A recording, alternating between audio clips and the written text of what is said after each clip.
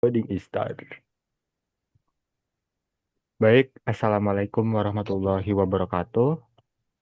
Waalaikumsalam warahmatullahi Assalamualaikum warahmatullahi wabarakatuh. wabarakatuh. Jadi dalam video kali ini kami akan membahas terkait pemanfaatan sebuah tools atau software yaitu Trello. Yang dimana Trello ini sangat mendukung untuk pengembangan dalam proyek manajer ya. Nah, sebelum kami membahas lebih lanjut, izinkan kami memperkenalkan diri. Perkenalkan, nama saya Ragil Afdatri Pradana dengan NPM 247822091 dan rekan-rekan saya yaitu Naufal Afatan Hafiz dengan NPM 2478288. Dan saya Fadila Azriana NPM 247822009. mungkin kita bisa langsung aja terkait pembahasan apa sih itu Trello dan bagaimana implementasi studi kasus kami yang kami gunakan ke Trello ini. Silakan yang menjelaskan. Baik, di sini saya akan menjelaskan pengertian Trello dalam pengelolaan proyek PKM kami. Sebelum masuk ke studi kasusnya, saya akan menjelaskan terlebih dahulu apa itu Trello. Jadi Trello itu adalah aplikasi atau web manajemen tugas untuk manajemen proyek berbasis papan kerja digital. Jadi secara sederhananya Trello ini kita ibaratkan seperti Kanban online yang berisi daftar pekerjaan, status pekerjaan, dan siapa saja yang bertanggung jawab terhadap pekerjaan tersebut. Nah, di dalam Trello ini dapat kita lihat ini adalah web Trello-nya. Bisa dibuka. Sebelumnya kami sudah membuat papan atau board Trello-nya, yaitu dengan judul Smart Cast. Jadi di sini Trello ini terdapat tiga bagian utama, yaitu ada board, list, dan card. Board ini adalah papan utama untuk satu proyek, sedangkan list adalah kolom yang menunjukkan tahapan pekerjaan. Dan di sini nanti akan kami buat card, yaitu adalah kartu tugas yang berisi pekerjaan tertentu. Contohnya kalau dalam proyek PKM kami ini, setiap tugas yang ada di dalam proposal dapat dimasukkan ke dalam Trello dalam bentuk card. Jadi dengan begitu setiap pekerjaan bisa dikelompokkan sesuai statusnya, apakah belum dikerjakan atau sedang dikerjakan maupun sudah selesai dikerjakan. Jadi pada studi kasus yang kami gunakan dalam video ini yaitu di sini kami adalah proposal PKM dengan judul SmartCast, yaitu Smart Monitoring Ketinggian Air Sungai berbasis IoT dengan sumber energi mandiri berbasis energi terbarukan untuk deteksi dini banjir. Untuk memudahkan penyebutannya, jadi dalam proyek ini kami sebut sebagai SmartCast, yaitu sistem pemantauan ketinggian air sungai berbasis IoT yang dirancang untuk membantu deteksi dini banjir secara otomatis dan secara real time. Sistem ini menggunakan sensor ultrasonik yang membaca ketinggian air, menggunakan ESP cam untuk memproses data sekaligus mengambil gambar kondisi sungai, dan kami juga menggunakan Firebase serta Telegram. Kalau Firebase-nya itu sebagai tempat penyimpanan data dan Telegram itu untuk notifikasi peringatan dini banjirnya. Selain itu, Smart Cas ini juga menggunakan sumber energi mandiri berbasis energi terbarukan, yaitu panel surya dan mikrohidro. Karena proyek Smart Cas ini memiliki banyak tahapan pekerjaan, seperti di sini dapat kita lihat ada WBS-nya, yaitu ada yang pertama inisialisasi dan analisis kebutuhan. Yang kedua ada perancangan sistem, yang ketiga ada pengembangan dan perakitan, yang keempat ada pengujian dan implementasinya, dan yang terakhir ada penutupan dan laporannya. Jadi di ini kan adalah tahapan-tahapan kerja yang akan dibuat untuk membangun proyek Smart Cash ini. Jadi tahapan-tahapan ini akan kami masukkan menggunakan Trello agar bisa dipantau tahapan-tahapan yang sudah selesai atau yang beluman dan yang sedang dilakukan pada proyek Smart Cash ini. Kemudian bisa masuk ke web Trello-nya kembali. Jadi, nah di sini board Trello ini kami menggunakan tiga kolom utama, yaitu ada to do, ada dash, dan ada done.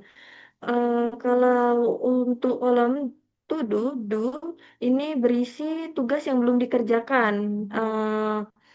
Nanti kami akan membuat kart-kartnya, yaitu pekerjaan sampai apa saja yang akan kami kerjakan, yaitu dimasukkan di kolom do. Sedangkan kolom das ini berisi tugas yang sedang dikerjakan. Dan yang terakhir di sini ada kolom don, ya- yaitu berisi tugas yang sudah dikerjakan. Jadi setiap kartnya nanti akan kami beri keterangan, checklist, label, dan anggota penanggung jawabnya. Intinya nanti kart-kartnya itu akan membantu tim dalam tim dalam memantau untuk proses pengerjaan proyek Smart Cash kami ini. Selanjutnya untuk bagian simulasi penggunaan Trello menggunakan alur do, das, dan don itu akan dijelaskan oleh teman saya yaitu Ragil. Oke, baik. Di sini kita akan langsung saja simulasi terkait Trello-nya. Jadi Trello ini bisa diakses gratis ya melalui web browser ya, tanpa perlu melakukan instalasi software ya. Nah, jadi seperti tampilan awalnya itu seperti ini ya kurang lebih. Jadi kalau kalian belum punya boardnya, kalian bisa membuatnya sendiri ya di sini. Create board. Nah, karena saya udah punya, jadi saya tinggal masuk aja. Nah, di sini juga kebetulan udah disiapin terkait tiga listnya, yang seperti teman saya bilang tadi ada do, does, dan done ya. Yang dimana di sini kita akan masukkan pekerjaan atau kegiatan yang belum dilakukan, yang sedang dilakukan, dan telah selesai dilakukan. Nah, sebenarnya di sini listnya itu nggak cuma tiga ya. Kalian juga bisa nambahin list ya di sini ya. Ada tambah atau interaksi add another list. Nah, di sini misalnya kita tambahin example gitu misalnya. Kalau kalian mau nambahin listnya. Nah, karena di sini kita hanya menggunakan tiga aja ya. Jadi ya udah. Sekarang kita tinggal menambahkan kartnya aja atau kegiatannya. Nah, di sini untuk kegiatannya, nah, di sini kita akan berpatok ke WBS di sini ya. Karena kan kita akan simulasikan berdasarkan proyek yang kami buat gitu. Nah, di sini kalau kita lihat di WBS, di sub tasknya di sini ada di tasknya di sini ada inisialisasi dan analisis kebutuhan ya yang pertama ya. Nah, di sini kita masukin dulu aja semuanya ke eh kart yang ada di to do. Nah, di sini misalnya inisialisasi dan analisis kebutuhan ya. Lalu yang kedua itu ada perancangan sistem ya, ada perancangan sistem. Lalu yang kedua di sini, yang ketiga di sini ada pengembangan perakitan, oke, pengembangan dan perakitan ya, perakitan. Lalu yang keempat itu ada pengujian dan implementasi, pengujian dan implementasi. Dan yang terakhir itu ada penutupan dan pelaporan ya. Penutupan dan pelaporan. Nah, di sini kalau kalian udah buatlah kart-kartnya, kegiatannya dalam list to do. Nah, ini kalau kalian udah berprogres, gitu kalian bisa atur dengan melakukan drag aja ya di sini. Kalian geser aja. Misalnya di sini yang pertama itu ada inisialisasi dan analisis kebutuhan, ini tinggal drag aja gitu. Nah, di sini misalnya kita drag yang pertama dulu ya. Di sini misalnya anggaplah di dan ya. Dan lalu pengembangan perakitan di sini das. Nah, di sini sebenarnya kalau kita buka salah satu kartnya di sini, ada kita bisa nambahin beberapa fitur lagi ya lah. Ada label ya di sini untuk nandain ke warna lah, warnanya. Lalu ada dates, di sini kita bisa mengatur mulai kapan pekerjaan ini dilaksanakan dan tenggatnya itu kapan sih.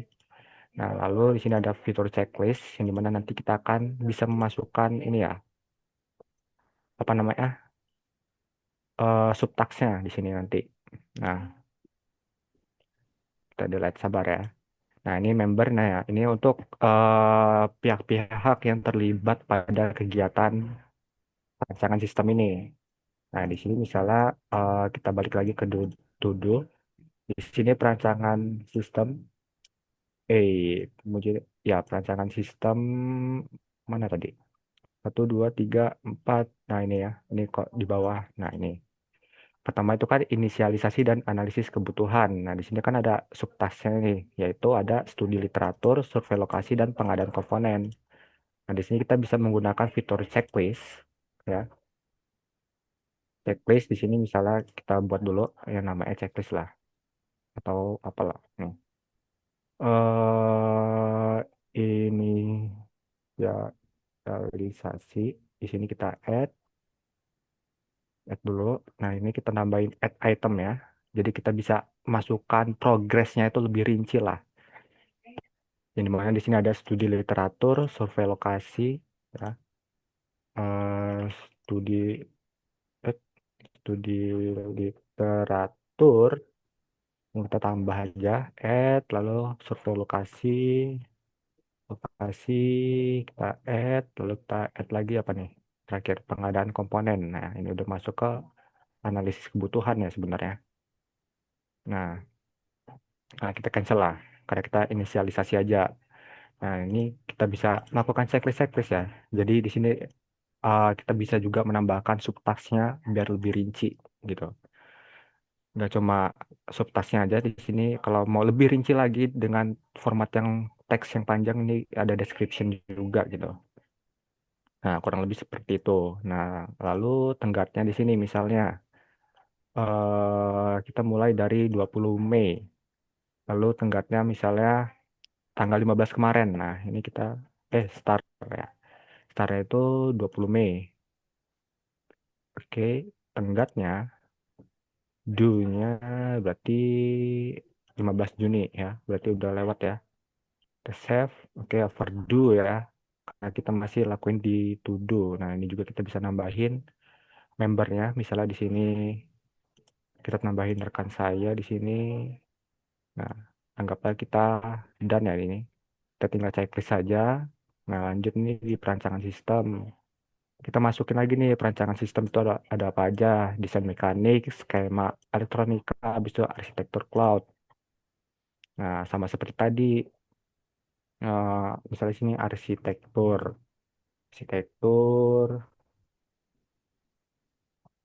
ini kita delete dulu, ini kenapa ada dua nih. Delete checklist, tambahin sama seperti tadi, desain, desain 3D, lalu ada apa lagi? Ada skema ya, skema elektronika. Nah, kurang lebih seperti inilah. Jadi ada progres progres atau subtas yang lebih rinci gitu. Nah, ini kalau belum dilaksanain ya, ada 0/2. Karena ini di DAS berarti anggaplah sedang dikerjain satu, yaitu desain 3D ya. Maka nanti ada progresnya yaitu 50% gitu. Nah, kurang lebih seperti itu ya terkait Trello. Nah, sebenarnya Trello ini juga bisa kalian kaitkan dengan software-software lainnya, seperti Google Drive, Outlook ya. Di sini kita bisa lihat, kita juga bisa nambahin atau nynkronin lah dengan software yang biasanya kita gunain untuk memudahkan memanage proyek kita atau men-schedule jadwal pengerjaan kegiatan-kegiatannya. Ya, kurang lebih seperti itu. Selanjutnya akan dijelaskan manfaat-manfaat Trello ini oleh rekan saya. Oke, ya. Selanjutnya adalah bagian saya. Jadi setelah kita mengetahui apa itu Trello, project kita apa, dan bagaimana cara menggunakan Trello, selanjutnya saya akan menjelaskan manfaat penggunaan Trello dalam pengelolaan proyek Smart Cash. Manfaat pertama adalah memudahkan pembagian tugas. Di dalam proyek, dan proyek kami ini ya terdapat beberapa tahapan pekerjaan seperti yang tadi sudah dilihat ya, inisialisasi dan analisis kebutuhan, perancangan sistem, pengembangan dan perakitan itu kan ya. Ada juga implementasi dan pengujian serta penutupan dan pelaporan. Nah, dengan Trello, setiap tahapan tadi itu dapat dibuat dalam bentuk card dan diberi anggota penanggung jawabnya. Nah, sehingga setiap anggota tim itu mengetahui tugasnya masing-masing gitu.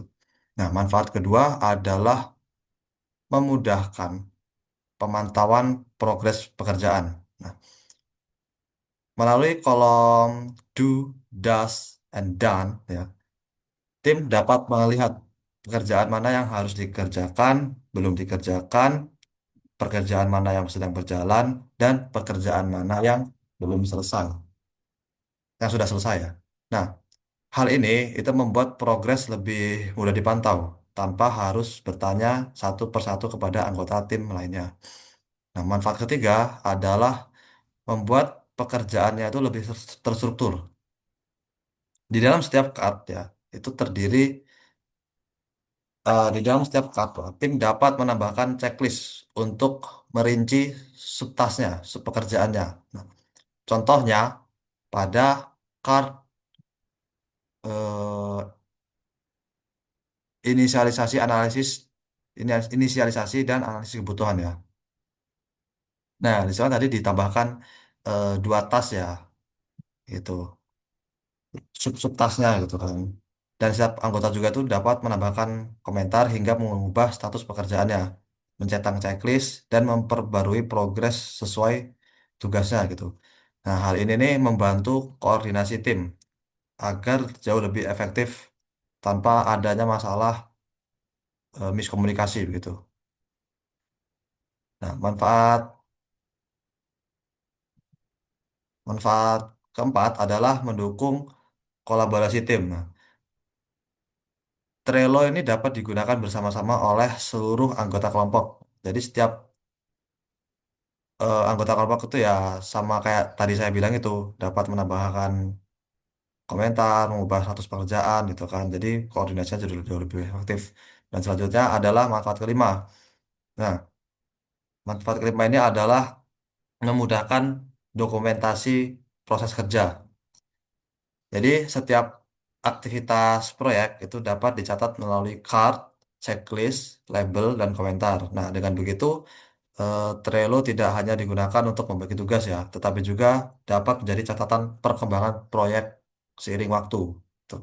Nah, kesimpulannya, sini kita sudah masuk kesimpulan. Kesimpulannya, Trello sangat membantu dalam pengelolaan proyek PKM Smart Task karena dapat digunakan untuk membagi tugas, memantau proses, mengatur tahapan kerja, dan mendukung kolaborasi tim. Melalui simulasi do, does, and done ya, setiap pekerjaan itu dapat dilihat statusnya dengan jelas.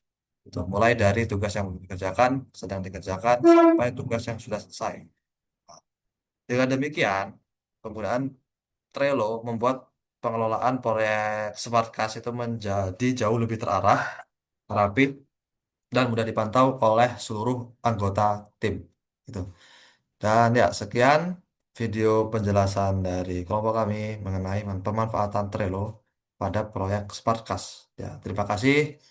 Wassalamualaikum warahmatullahi wabarakatuh. Waalaikumsalam warahmatullahi wabarakatuh.